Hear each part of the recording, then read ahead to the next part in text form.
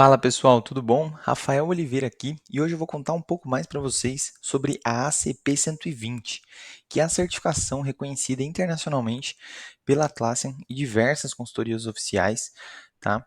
E ela tem o foco de Jira Administration for Cloud, ou seja, você vai passar a administrar o Jira, seja ele ali Service Management ou o Jira Software, já voltado para a instância cloud, tá? Então tem suas certas semelhanças para a versão server, para a versão data center, mas essa é 100% focado no cloud, o que facilita muito você estudar, porque você consegue subir uma instância gratuita no próprio site da Atlassian e fazer todos os seus testes, toda a construção do ambiente, tá? Então aqui, o que a gente consegue ver nessa página, que já faz parte lá do Atlassian University, tá? Então se você pesquisar por Atlassian University ou enable.atlassian.com, você vai achar a ACP 120 e aqui todo o passo a passo do que a prova vai te cobrar, quais são os principais tópicos. Tá? Essa certificação ela é paga em dólar, mais a taxa do IOF, a taxa do seu cartão, se você pagar em cartão, e o tempo total de execução da prova. Tá? Assim como a sua pontuação, né, o passing score, que no mínimo você tem que acertar 63% das questões, e você pode ou não ter mais de 75 questões. Na minha certificação, eu tive acho que 2 ou 3 a mais, só. É um valor randômico, eles sempre calculam, tá, questões mais curtas para caber sempre dentro do tempo da prova. E um ponto de atenção que eu quero passar para vocês é o que? Os tópicos do exame. Tá? Aqui ela cita, por exemplo, que quase 30% da prova já é relacionada às questões de acesso, permissionamento e segurança. Tá? E quando a gente fala de segurança, é todo o esquema de segurança do projeto, das configurações globais e ali a parte do Issue Security Scheme, certo? Que é o famoso Security Level, hoje em dia já na versão Cloud. Tá? Então, toda essa parte aqui de General Project Configuration, que vai englobar o quê? Toda a parte de settings, aquela parte de pessoas, onde você tem as roles, onde você tem, edita o título do projeto, onde você edita o líder do projeto, certo? Então, esse vídeo aqui é para ser introdutório, inclusive eu vou revisar ali com vocês a parte de projeto, a parte dos campos, dos menus, que é fundamental para a gente ter um entendimento, para a gente dar sequência no estudo da prova, tá? Issue Types, se você ainda não sabe, volta lá no canal, assiste os vídeos sobre Issue Type, sobre telas, sobre campos, assim como Workflows e automações. Nesse quadro da CP20 eu também vou focar nesses itens mais focados para a prova, tá? Então não vai ser tão técnico quanto construir uma solução, mas sim para o entendimento dela, ok? A parte de notificações. Então aqui, pessoal, tá mais a notificação do projeto em si, tá? Não confundam com a notificação ali do Service Management, que vai acabar falando um pouco sobre a notificação ali do cliente também. E, sim, podem ter questões mescladas que tratam de automações que disparam notificações, certo? Para alguns grupos, para outros canais, que sim é possível, e as questões elas estão sempre em constante atualização. Tá? Elas não mudam com tanta frequência assim, mas sim a Atlassian pode colocar ela de uma forma diferente. De repente, na minha prova caiu uma questão que era negativa e na sua vai cair para ser uma afirmativa, certo? E a parte de System Administration, que essa vocês vão matar facinho, porque é bem curtinha essa parte, eu diria até, certo? Na parte de preparação, pessoal, no próprio site aqui da Atlassian, eles te dão todo o passo a passo, curso que eles recomendam, cursos gratuitos que eles recomendam, são cursos curtos que tem um PDF bem legal e completo. Minha sugestão, faça o curso, leia o PDF e treine a leitura, a sua velocidade de leitura e entendimento do inglês também, tá? Ponto importante, a certificação ela não é para sempre, então ela tem a validade aí de 24 meses e para você renovar, você não precisa refazer toda a prova, tá? Você vai tirar um Skill Badge, que seria ali uma medalha, digamos assim, né? Você vai tirar, vai estudar uma pequena parte do Gira, seja ela para gerenciar projetos, seja ela para gerenciar a usuários, seja alguma questão de e-mail, escalar o Gira. Então, a própria Atlassian, ao longo do tempo, ela vai disponibilizando aqui cursos menores que são complementares à sua certificação. Legal? Então, muito desses aqui custam $20, $10, tem um valor muito mais acessível do que a prova. Legal? Então, o primeiro passo, pessoal, entra lá, faz o seu login no Atlassian University, certo? Segue as recomendações e vamos nessa aqui estudar um pouco mais sobre a prova. E, pessoal, logo de início, o que eu queria revisar com vocês, tá? A parte de projetos. Então, no Gira, já se você é a primeira vez que você está navegando, se é a primeira vez que você está aqui no vídeo, pessoal, dá um passo para trás, volta lá no canal, assiste os vídeos conceituais, tá? Recomendo muito. Mas se você seguir por aqui também, você vai ter um ótimo entendimento também. Legal? O que é muito bom a gente ter em mente? Projetos do Gira Software, projetos do Gira Service Management. O Service Management é uma ferramenta totalmente apartada do Gira Software. É ela, o Gira Service Management, é ela quem fornece os portais de atendimento para o cliente, tá? E o Gira Software é onde a gente tem o Kanban e o Scrum. Legal? Peculiaridades que caem na prova e é muito semelhante de um projeto para o outro. Pessoal, workflow, tanto o Gira Software quanto o Gira Service Management tem também. Esquema de permissão, esquema de tela, esquema de campo também, certo? Então, esse é um ponto que você acaba estudando as duas ferramentas e acaba englobando a sua administração. Acho que isso até da ferramenta facilita muito o estudo e o entendimento. Mas o que eu queria trazer para vocês? No Gira Software, nós vamos ter dois principais tipos de projeto. O projeto Company Management, que a gente tem um vídeo só para isso aqui, tá? Vocês vão passar por ele também. E os projetos Team Management. Já adianto que, se você não conhece esses conceitos, vai lá no vídeo, tá? Segue a trilha certinho para a gente abordar eles e entender as principais diferenças, porque isso cai na prova e eles têm configurações totalmente diferentes. Já adianto que o projeto Company Management, ele tem os esquemas. Você tem esquema de workflow, esquema de campo, esquema de tela, né? Esquema de notificação. Já o Team Management, não. Nele você só tem as configurações locais. Então, todos os custom fields, todos os status ficam no próprio projeto. Esse é um projeto o qual você não consegue compartilhar informação. Então, ele não pode servir de template. Por exemplo, já um projeto Company Management, você pode sim copiar todas as configurações desse projeto para um novo projeto que você for criar. Legal? Então, esse overview aqui inicial é para a gente relembrar esses pontinhos antes da gente ir a fundo em cada tópico ali que faz parte da prova e que a gente precisa dar mais atenção porque ele tem um peso muito grande, assim como os permissionamentos, entre outros. Legal? Então, trazendo aqui para vocês para a gente revisar alguns botões, alguns menus que fazem muito sentido da gente começar antes da gente ir para os tópicos. Legal? Então, eu nada mais fiz que acessei um projeto do tipo service, perdão, do tipo software, tá? Do tipo Gira Software, onde eu tenho Kanban, tenho Scrum.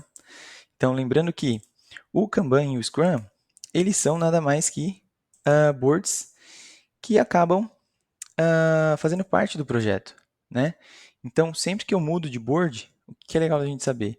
Sempre que eu configuro um board novo, né, eu acabo trazendo novas configurações para o meu quadro. Então, cada board nada mais é que um filtro por trás, certo? Então, eu tenho aqui, cada board, ele é composto por colunas, por raias, principalmente pelo filtro, que é aquele filtro que literalmente traz somente o que o board vai mostrar. E o que isso impacta? Sempre que eu troco um board de Kanban para Scrum, muda totalmente os relatórios que ele oferece, certo? Isso é um dos tópicos da prova, não só da 120, que pode cair questões desse tipo, quanto a prova ACP 620, que ela sim tem questões focadíssimas em relatório. Então, por exemplo, quando você acessa um board do tipo Scrum, você vai ter o Burn Down Chart, você tem o Burn Up Chart, você tem o Sprint Report, você tem o Velocity Chart. E quando a gente acessa um Kanban, é muito mais reduzido. Porque o Kanban, ele acaba, às vezes, muitas vezes, não usando o épico, né? É um projeto mais simples para listar tarefas, e ele não vai ter aqui, por exemplo, o Epic Burn Down, o Release Burn Down. Ele acaba ficando mais focado ali no CFD, que é o Cumulative Flow Diagram, ou até mesmo no Control Chart, tá? Então, vale a pena lembrar que toda vez que você troca o board, você acaba afetando aqui nos relatórios, certo? Então, se o board é Scrum, se o board é Kanban, ó, por exemplo, você viu que ele já trouxe bem mais enxuto aqui a parte dos Agile Reports. Legal? Pontos importantes, pessoal, que vale a pena a gente relembrar também. Os componentes. Os componentes são estruturas, subestruturas que a gente cria, né? Vamos chamar assim de subcategorias. Então, imagina que você tem um produto ou um serviço, você pode cadastrar e subcategorizar aquela sua história, por exemplo, né? Então, você tem uma história do produto A e vai ter uma história do produto B, certo? Então, em vez de você ir lá no issue type, criar a história A, criar a história B, sempre vai ser história. Então, você usa o componente para subcategorizar esse item. Então, você pode usar o seu componente para representar um produto, um serviço, que vai categorizar a sua história, sua tarefa, o seu bug, certo? Então, esse é um ponto muito legal e sim, cai perguntas de componentes na prova e é legal saber como usa. Vamos ver um pouco mais disso nos vídeos à frente. Se você ainda não conhece os componentes, marca aí nas suas anotações, que é um ponto para a gente ficar super atento. Legal? E pessoal, nesse menu, né, do próprio projeto, onde a gente tem Roadmap, Kanban, se for Scrum vai ter ali o Activity Sprint, tem Report, Issue, Componente, Code, Release, onde a gente vai fazer as versões, Fixed Versions, Affected Versions, certo? A gente tem também um botãozinho que às vezes passa despercebido. E, por incrível que pareça, caiu uma pergunta dessa na minha prova, né, que é como que eu coloco um atalho dentro de um projeto? Então aqui, pessoal, nada mais é que um botão para você colocar um atalho, colocar um shortcut. Então você pode simplesmente colar uma URL aqui do próprio Confluence, da própria internet. Então eu simplesmente posso vir aqui, ó, pegar o URL do meu canal, certo? Jogar o URL aqui e deixar salvo. Né? Vou deixar salvo aqui, ó, YouTube. Então acaba fazendo um atalho para qualquer outro canal, seja um sistema interno da empresa, uma página do Confluence, o seu repositório de documentação de requisitos lá do próprio projeto, né? Então, lembra bem desse campinho, porque sim, pode cair. E acaba sendo subutilizado muitas vezes. Então, você como administrador da ferramenta ou administrador do projeto, vamos aqui em Project Settings.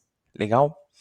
Vou passar rapidinho aqui só para a gente reforçar os pontos que a gente tem que lembrar, saber navegar antes da gente abordar os próximos tópicos da prova, né? Seja ali configurações de chave do projeto, configurações de papéis, configurações de permissões, notificações, versionamento, filtros. Então, pessoal, anota, faça o seu mind map que são detalhes que se vamos ser sinceros, boa parte deles, até por uso da ferramenta diariamente ou com um uso mais frequente, você realmente memoriza. Outras coisas como automações, né? Regras de notificação, permissionamento, isso você tem que saber. Você realmente tem que saber por que, que aquilo é daquele jeito. Vai te ajudar muito no troubleshooting, vai te ajudar muito a resolver problemas e fazer uma configuração adequada seguindo as boas práticas da Atlassian, certo? Legal. Então vamos lá. Pessoal, a aba de detalhes. Detalhes, o que a gente pode fazer? Trocar o nome do projeto, trocar a chave do projeto, certo? Lembrando que o nome você pode trocar a qualquer momento. A chave já é mais delicado.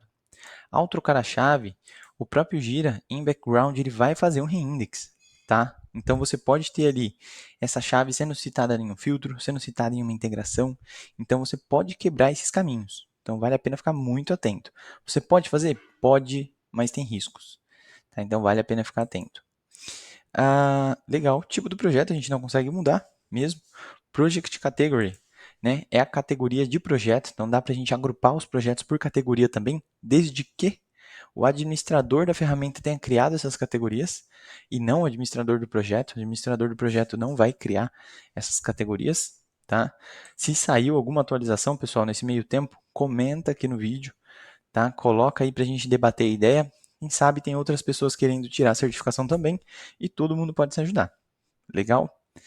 Nessa página, pessoal, também a gente consegue trocar o avatar, que seria aqui a carinha, o logotipo ali do projeto, colocar alguns detalhes e principalmente o Project Lead. Tá? Aqui também a gente tem a configuração de Assign Default. Toda vez que uma atividade é criada, ela já é designada para essa pessoa. Geralmente não tem essa necessidade, certo? A não ser que a sua configuração do processo seja bem específica. Então, sempre que uma atividade é criada, ela vai para o PO, vai para o Scrum Master, vai para o líder do projeto. Se não for, tem esse botão, é bom da gente saber para a prova. Legal? E essa é uma tela que ela não salva sozinha, a gente precisa sim clicar em detalhes. A gente vai ver que tem outras telas aí no meio do caminho que você mexeu, já alterou ao vivo, tá? Então é bom a gente ficar de olho. Summary. O Summary, galera, aqui é o resumão do projeto. Então é legal que é uma tela central que a gente já tem um overview dele. Todo o conjunto de issue types, que são os tipos de atividade que você pode usar no projeto. Então você tem bug, tem épico, tem história, tem subtarefa, tem task. Você fala, nossa, eu queria usar dúvida nesse projeto, será que dá? Olha, o item dúvida não está presente aqui. Ele pode existir no Jira, ou a gente pode criar um issue type novo com um nome diferente para colocar aqui nesse esquema. E de momento ele não está implantado, mas é legal a gente saber o que compõe esse esquema de issue type, que é justamente o que? Quando eu clico no botão criar, né, são esses itens que eu vou poder escolher e, consequentemente, quando eu escolho, ele pode ou não trocar aqui a parte do formulário. Legal? Então aqui, pessoal, a gente não vai conseguir ver não só, né, o Issue Type Scheme, e sim quanto o Workflow Scheme, que é todo o conjunto de workflow que está sendo utilizado no projeto. Então, cada item pode ter o seu workflow, então a história se comporta de uma forma, o bug se comporta de outra, e a gente poderia sim ter um workflow para cada uma delas, depende da administração do projeto, depende de como é o seu projeto. Rafa, mas quando que eu vou dividir? Quando que eu vou fazer workflows diferentes? Por que eu não deixo todo mundo em um só? Questão de manutenção, certo? Se você deixar todo mundo com um só, é muito mais fácil, concorda? Você vai colocar um status, você impacta todo mundo. Por outro lado, é muito ruim também. Porque se você mexer, tiver errado, você vai impactar todos os issue types ao mesmo tempo, né? E se a empresa sim tiver processos diferentes para cada tratativa de item, você pode dividir. Aí faz muito sentido, né? Se cada issue type tiver um processo, uma tratativa diferente, vale muito a pena dividir eles. Legal?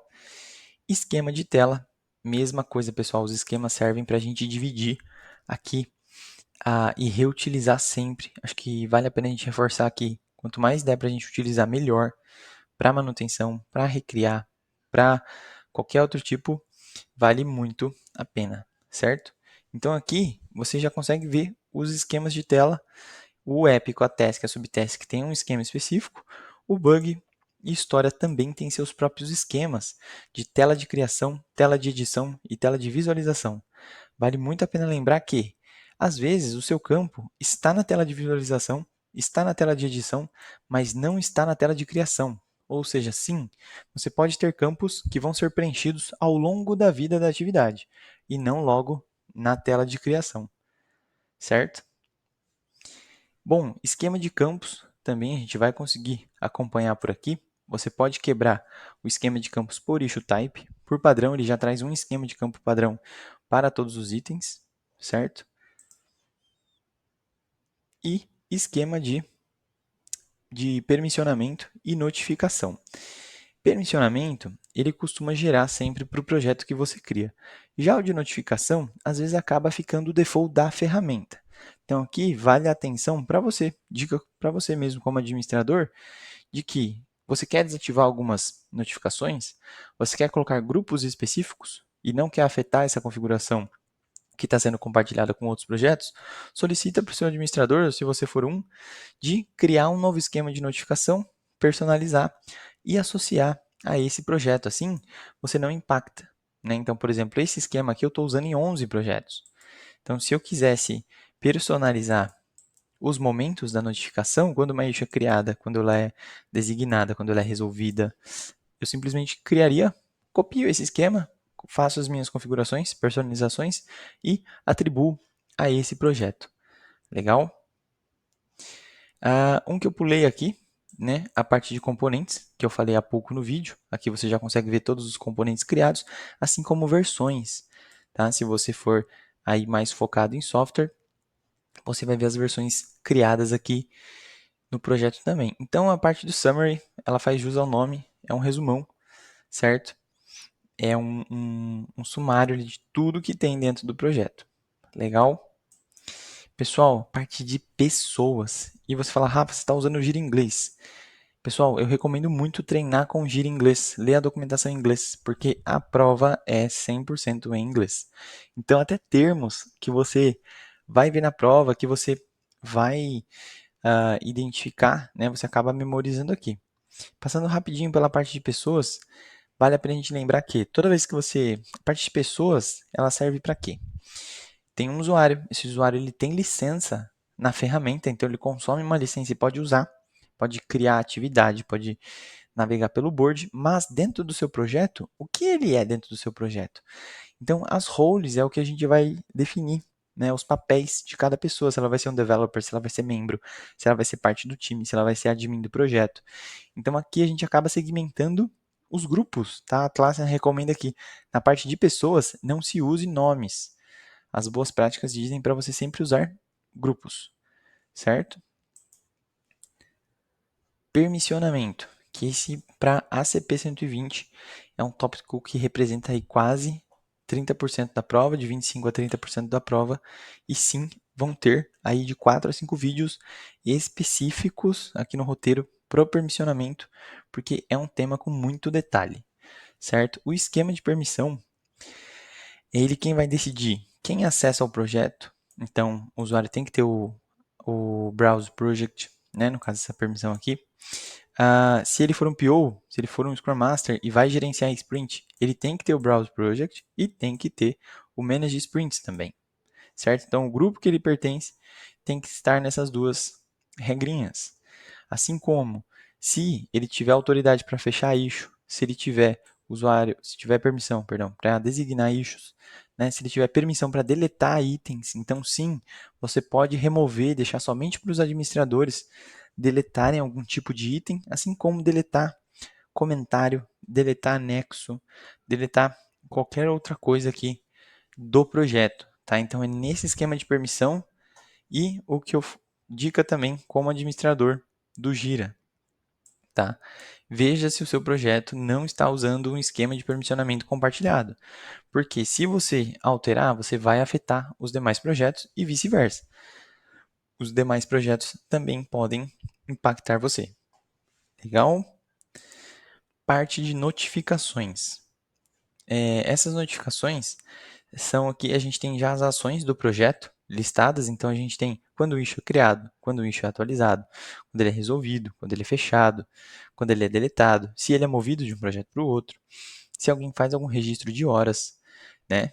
Então, é aqui que a gente vai decidir quem e quando vai receber uma notificação. Então, quando eu crio um item, né, a pessoa que reportou, ela é notificada e a pessoa que é o designado, né, naquele momento, o assignee, o responsável por resolver, vai ser notificado. Assim como quando ela é atualizada e todos os observadores, né, os watchers, e assim como quando é fechado, assim quando é resolvido.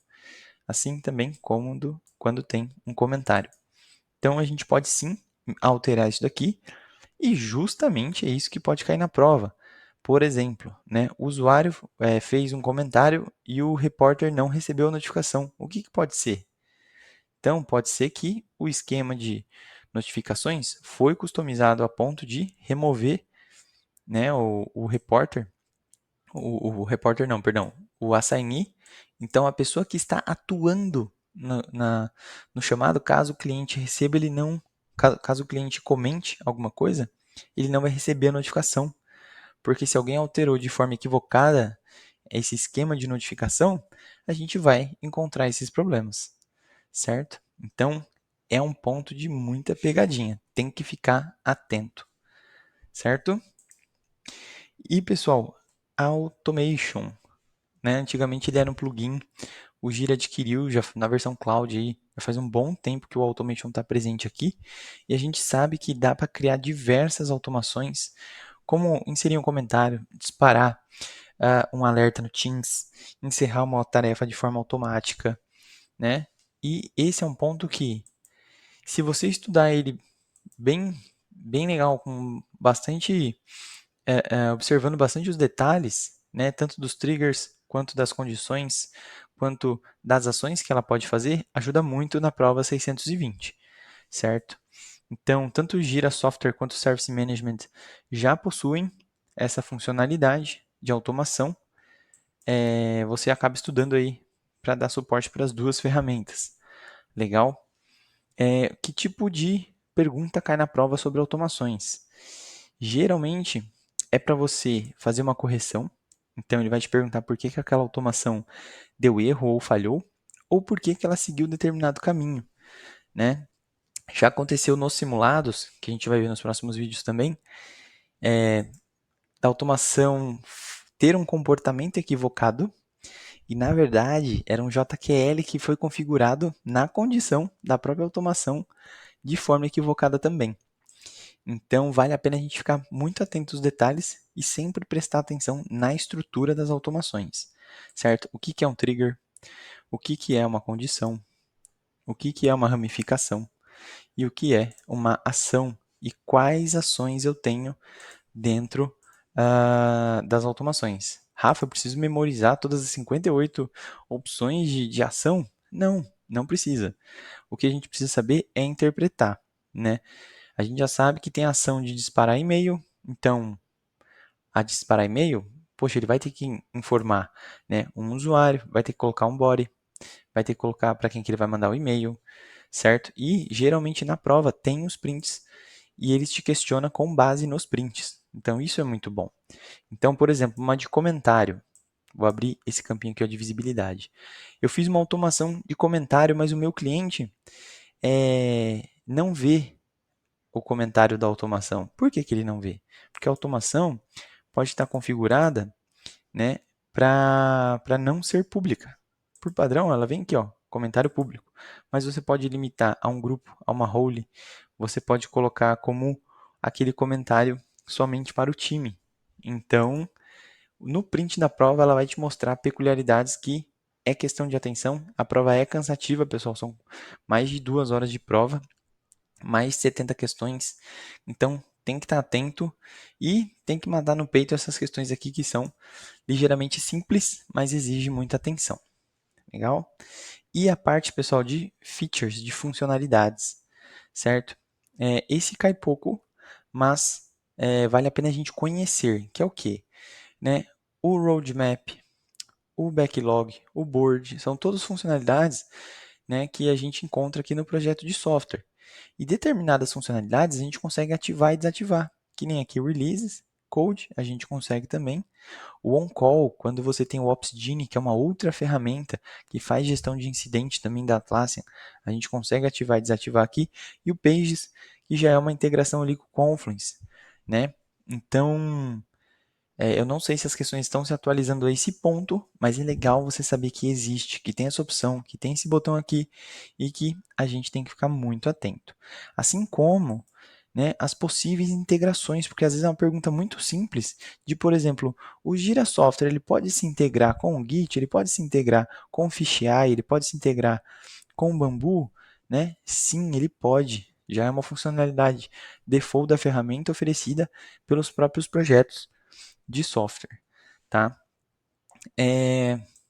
Acho que há questões de aplicativos, que são aqueles apps da, do Marketplace, não são tão abordados, tanto que eles mal são citados ali no, no roteiro oficial, certo? Mas todos esses que eu passei com vocês é de extrema importância. Volta, revisita. Se você quiser separar os seus estudos pelos tópicos aqui, faz sentido, me ajudou muito. E é legal a gente ter esse conhecimento enraizado, né, antes da